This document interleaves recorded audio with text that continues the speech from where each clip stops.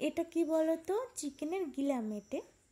তো এটা কিছু কিছু লোকজন আছে খেতে ভীষণ ভালোবাসে, আবার কেউ কেউ একদমই পছন্দ করে না। আমি কিন্তু সেই দলে পড়ি যারা এটা খেতে ভীষণ ভালোবাসে। Hello everyone, welcome back to my channel and welcome to my new blog. তো প্রথমে আমি মিক্সার করার জন্য আমি প্রথমে শুকনো লঙ্কা নিয়েছি 12 থেকে 13টা, তারপরে একটা রসুন দিয়েছি ছাড়িয়ে আমি। এবার আমি 1 চামচের মতো গোটা জিরে দিয়েছি। এবার আমি মাঝারি সাইজে পেঁয়াজ কুচি দিয়েছি 2টো। তো আমি আগে আদা পেস্ট করে রেখেছিলাম, তাই এর সাথে আমি আর দিলাম না। তো আমি এবার একটা পেস্ট করে নেব। এবার আমি তেলের মধ্যে আমি তেজপাতা দিয়ে দিয়েছি 2টো, দিয়ে দিয়েছি গোটা জিরে, গোটা গরম মশলা, শুকনো লঙ্কা। এবার আমি পেঁয়াজ কুচি দিয়ে দিয়েছি 3টে মাঝারি সাইজে। এবার লবণ দিয়ে আমি এটাকে একটু ভেজে নেব লাল করে। এটা যখন একটু বাদামি টাইপের আসবে তখন যে পেস্টটা করেছি আমি সেটা দিয়ে দেব।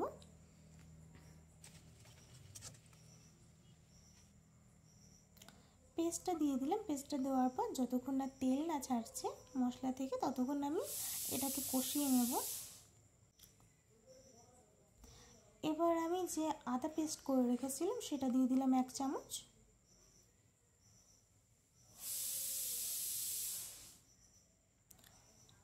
দিয়ে দেবো কাঁচা লঙ্কা, 3 থেকে 4টে আমি কাঁচা লঙ্কা মিক্সার করেছিলাম সেটা দিয়ে দিলাম।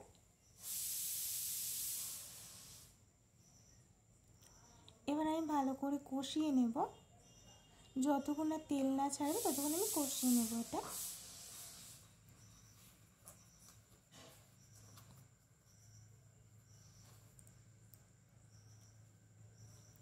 এবার যে মেটো গিলে দিয়ে দিলাম। এবার আমি ওটাকে ভালো করে কষিয়ে নেব। সাথে আমি 1 চামচের মতো হলুদ গুঁড়ো দিয়ে দেব, আর 1.5 চামচের মতো আমি লবণ দিয়ে দেব।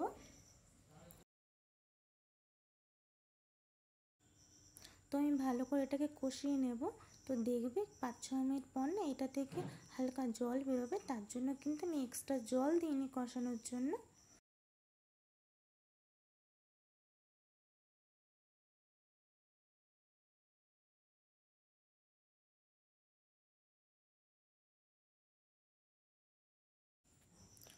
তো এটা আমি 8 থেকে 10 মিনিটের মতন কষিয়ে নেব।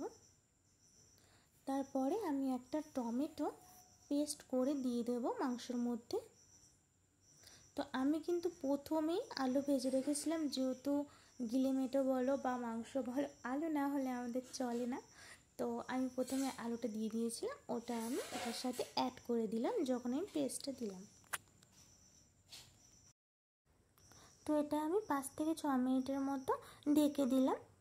তো এই গ্যাসটা একটু লো করে রাখবে। এটা পরোটা বলো, রুটি বলো, ভাত বলো, সব কিছুর সাথেই খাওয়া যায়। তো এটা আমি আর কষা নামাবো না, এটা কিন্তু কষা খেতে দুর্দান্ত লাগে। তো এর জন্য আমি একটু জল দিয়ে দিলাম। আমি একটু মাখা মাখা করবো, যেহেতু এটা ভাত দিয়ে খাওয়া হবে।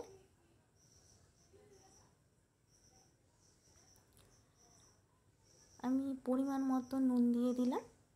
নামানোর আগে কিন্তু অবশ্যই লবণটা চেক করে নেবে স্বাদ মতো। এবার আমি অল্প করে গরম মশলা দিয়ে দিলাম। তো আমাদের রেডি। তো আমি 10 মিনিটের পর এটা সার্ভ করে দেব।